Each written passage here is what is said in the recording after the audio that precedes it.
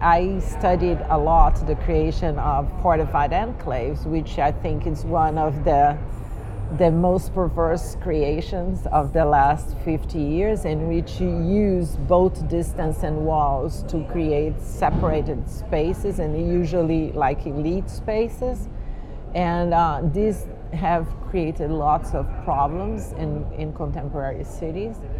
Istanbul has fortified enclaves exactly like in São Paulo in some areas. Cairo does have all these fortified enclaves. The outside of Cairo looks like an American suburb these days. When I wrote my book City of Walls, and I did this research 20 years ago, I identified a pattern of a new mode of segregation that was using those fortified enclaves. What I could not see 20 years ago is what happens after that, which is the space that I described as leftover space, which was the space that was left outside of walling and of distancing, has in many ways been occupied. And there was, in the last 10 years especially, a recreation of public space that happened by several types of practices in cities, appropriated those spaces and recreated them. So anthropologists would say that culture is everywhere. So everything, like any formation of the everyday, is a cultural production. But we can think of cultural production in another way. And I would say that you have artistic productions happening in many ways. And these are basically, I think that if you think of street arts and street arts in a broad sense, like from graffiti and tagging to skateboarding, to parkour, to circulation in public, to bike cultures, to new modes of circulation, all this kind of production is what is transforming the quality of the public. And they are coming from, they are not connected, they are not a movement, but they are kind of happening independently and in several ways, and together they are changing the quality of public space. But I think that all the main transformations in public space are coming from some of those artistic, cultural productions, much more than political parties are not provoking any change in public space these days, nor are trade unions. So if you can think of where does this come from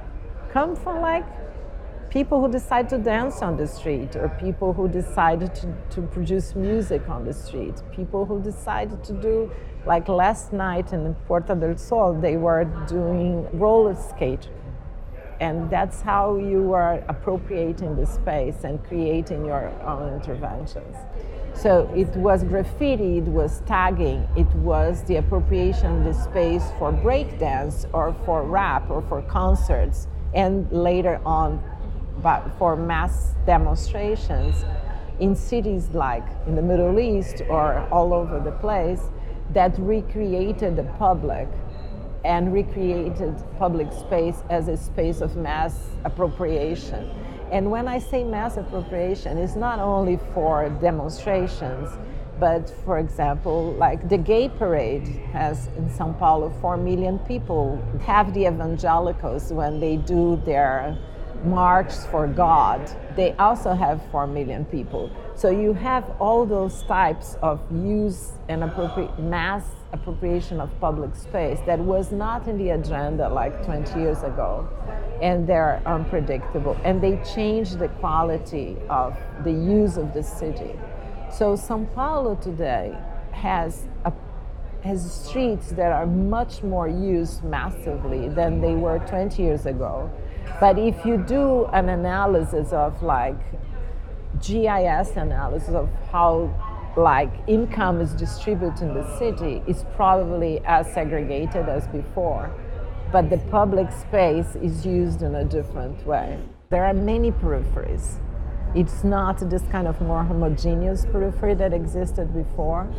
What you have, I would say, is that we need new languages to describe new modes of inequality that has been formed in all those cities.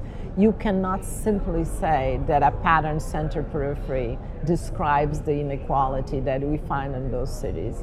It's a much more complex, multi-layered formations of inequality. But what I do not want to lose is this perspective that there is segregation and there is inequality. It's just that inequality is being recreated in much more complex ways than it was created before. But São Paulo is not a more egalitarian city. It's just a city in which inequalities are more upfront, but it doesn't mean that it's more equal. It's certainly more democratic. But democracy enabled the openness of the visibility of the patterns of inequality. And obviously the relationships are much more